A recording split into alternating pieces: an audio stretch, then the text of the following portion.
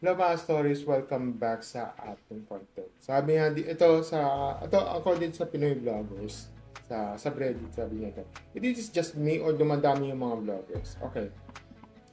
Sabi niya, ewan, parang nakakasense ako ng DK na with documenting what's with the voiceover. Naririndi ako doon sa mga vloggers na tuloy-tuloy yung pananalitaan ng mga content sila. Stimulate. Furthermore, I think the government should do something about this in order to preserve our attention span. Some apps should be prohibited for children until they reach a certain age, just like what Australia did. Okay. Naiintindihan ko naman na yung simpatya mo. No? Okay. Minsan kasi na medyo doon papasok yung kasi yung parang parenting control. Okay? Meron kasi tingnan kasing apps na hindi pwede sa bata. Kaya minsan kasi na may mga child-friendly na apps like this. For example, yung mga YouTube Kids. Meron kasi na Netflix, yung pambata sa mga Netflix. Kung kung alam nyo. Meron kasing Netflix Kids dun na sa subscription. Minsan afford yung mga mayayaman din. So, kabilang ko sa yung yung kapatid ko na naka-subscribe siya sa Netflix pero may pambata doon. So, yun. Wala problema yun. Ang kasi dito, kung sa mga vlogs, parang kasing sinasabi mo, parang nilalahat mo na yung parang naririndi ka sa mga vloggers. So, bakit naman? Ano bang problema doon? Okay, naiintindihan ko naman na may mga vloggers sa ganito, ganyan. Kaya minsan talaga hindi lahat kasi ng vloggers ay talagang hindi mo nagustuhan o ano. Parang sinasabi mo na ayoko ng vloggers na to. Medyo pangit yung ugali o yung minsan pangit naman to, parang kung ng opinion, kung maka-opinion, wala akong sa panlasa niya, ganito, ganyan. Medyo maasim, medyo maasim sa ganyan. Merong iba na, okay to, may paninindigan tong sa vloggers. Meron kasi na, may mga tao kasi na, yung iba na gusto, yung iba na ayaw.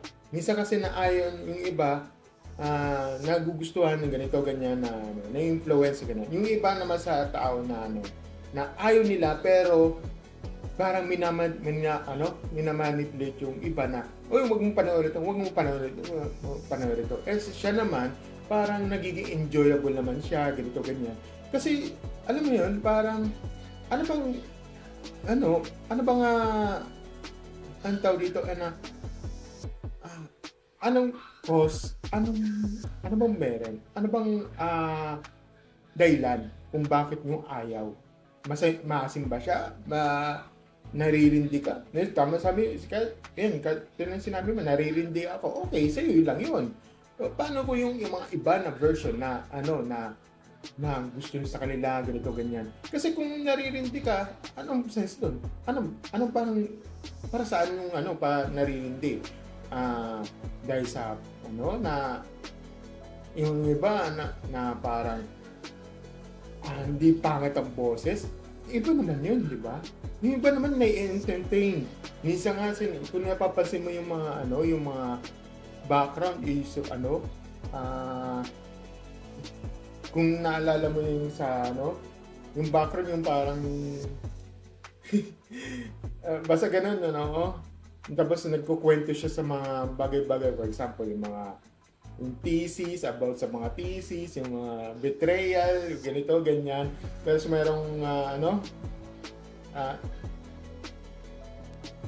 ayun yung subway surfer sa likod, tapos nagkukwento siya sa mga bagay-bagay. Minsan ganun talaga ng mga tao na na-entertain. Pero yung iba kasi na parang nag-cringe na naiintindihan ko naman na may iba na yan, katulad yung documenting what's with the voice over. Mayroon kasing ganun na So, yun, siguro Ano lang, may mga tao ganun din. Di lang ikaw, meron mong iba-iba na naririndinin na rin. So let's say mga 60%, sabihin natin gano'n. Pero 60% ng 50-50 yan. 50% pala na naririndi, meron kasi 50% na okay lang na nag-entertain ng iba.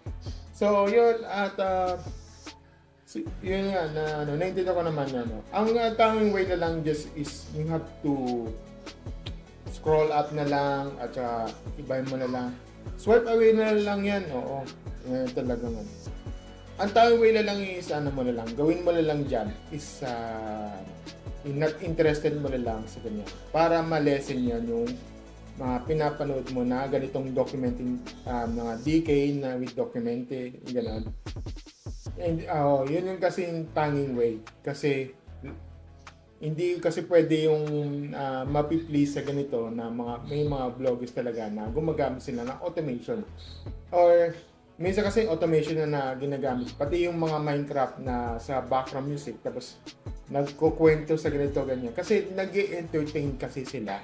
Kaya wala tayong magagawa doon. Okay, so baka sabihin, so ibig sabihin parang yung mga sinusuporta mo yung mga pangit na vloggers na yan, ganito. Hindi naman sa hindi naman.